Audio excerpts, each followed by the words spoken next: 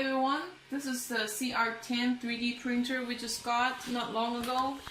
We brought this printer to replace our previous 3D printer because our previous 3D printer can only print smaller objects, and this one can print larger objects, and the dimension is about 300mm by 300mm, and the height is about 400mm, so you can print a lot larger objects with this CR-10 printer.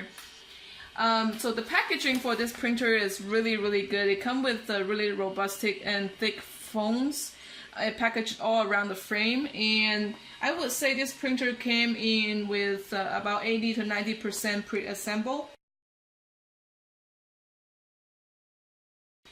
So it comes with paper instructions to show you all the parts that it comes with the box, and also how to install it.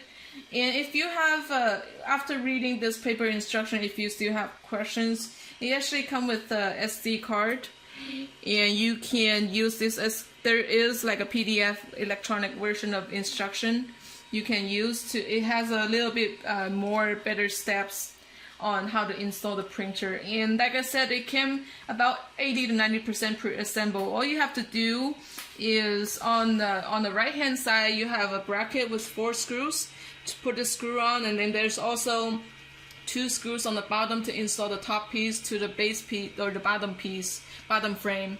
And on the left hand side it's almost the same thing. It's a different bracket. I don't know if you can see it from the camera, but it's a different bracket, and also with 4 screws, and on the bottom also another 2 screws to connect the top frame to the bottom frame.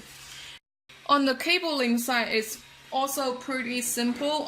To connect to the controller, you have 2 cable. One is a 9-pin cable, one is a 4-pin cable, so you cannot get them incorrect. And for the motors, you have 4 set of motors to connect to each of the motors, and all the motors I label. Like I said, you can also refer to the electronic version of the instruction to see how to connect to the motors.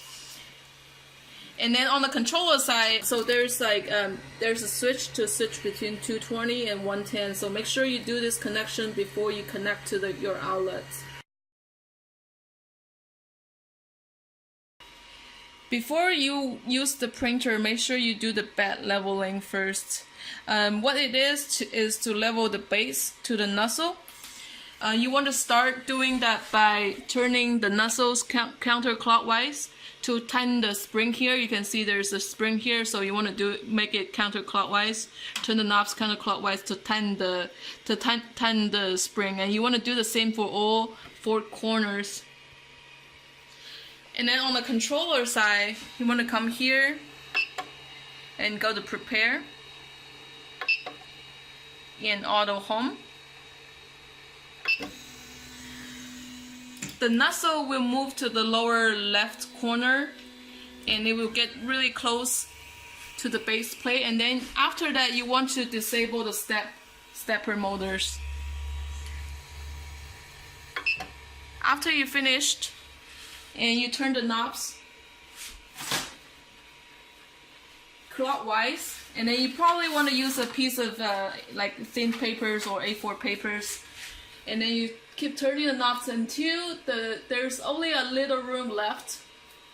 You have a little room to remove the A4 paper,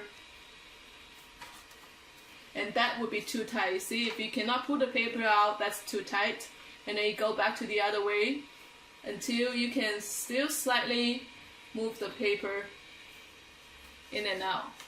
And that's what you want. And you want to do the same for all 4 corners until there are just a little space between the nozzle to the base.